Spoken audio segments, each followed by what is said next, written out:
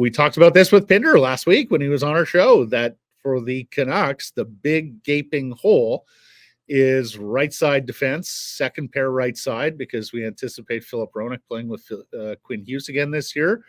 And would they take a run at a Rasmus Andersson at some point later this year? Now, you're sort of running out of plum assets to give up if you're the Vancouver Canucks, but there's a school of thought that they might be all in this year, that this management group, after kind of being all in last year, like 3/4 all in, but didn't really want to pay the premiums at the deadline, whether they'll get even more aggressive and take very big swings like Andersson and some other frontline players. What's Andersson's? I mean, we know him here in Calgary, so we have our opinions built on him. But from other markets, what does an Andersson look like, or what's the appeal there? I mean, I guess I would ask guys, what isn't the appeal with Andersson? He ticks so many boxes.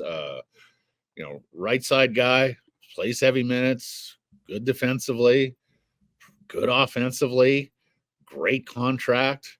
Term left. Wow. Yeah. Wearing an A there. I mean, Blake and I have talked about it on our show. Like, if you're making a bid for Rasmus Andersson and getting him this year, particularly if you're getting him in, advance of the trade deadline, I mean, I think that's a sun, moon, and stars return for Craig Conroy, right? Like, I don't think you move the player unless you're getting like 3 prime assets back. I would suspect that if he is available this year, he will be one of the best players available this year. So and look, at a scarce position like right side defense, I mean, I think Calgary could instigate a bidding war on this player and walk off with a haul. Trouble being though, Matt, if they do move Andersson, the next best right-handed guy might be Rhett Warner. I'm ready. So I'm not sure. my pulley monitor knee muscle is in great. My Poliscamus is in great shape. I'm ready. Yeah, but it will be. And the only thing that can derail that here is if they exceed expectations and the kids come in and don't know they're supposed to be bad. They start winning hockey games. Well, you can't trade Andersson now because that's happened a number of times over the years. But he's got the 2 years left so cheap.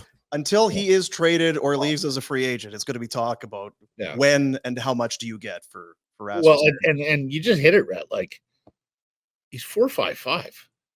Yeah. Like, if he's free this summer, he's a $9 million player, I think. Yeah. Like, he's pretty much being compensated 50% of what market value is. So, frankly, guys, like, I'm not sure around the league, people might be surprised by this opinion if you don't know Rasmus Andersson as well as we do in the Pacific Division, and certainly as well as you guys do, watching him grow up. And the other thing I'll note, he was selected with a Vancouver Canucks pick in the second round. You may remember the Sven Berchi trade, guys. When Ryan Burke was doing his utmost to run Sven Berchi out of town, and Jim Benning and the Vancouver Canucks took him out of jail and gave him a second-round pick for Sven Berchi, and they turned around and used the pick on Rasmus Andersson.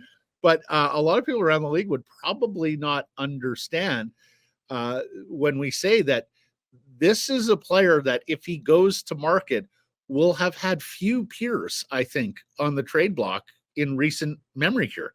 Like, I can't remember right shot defenseman on a great contract, complete defenseman, plays every situation, being available with term. Like, so I think it's sort of one of the big names to watch this year on the trade bait boards, Seravalli's trade targets board. Yeah.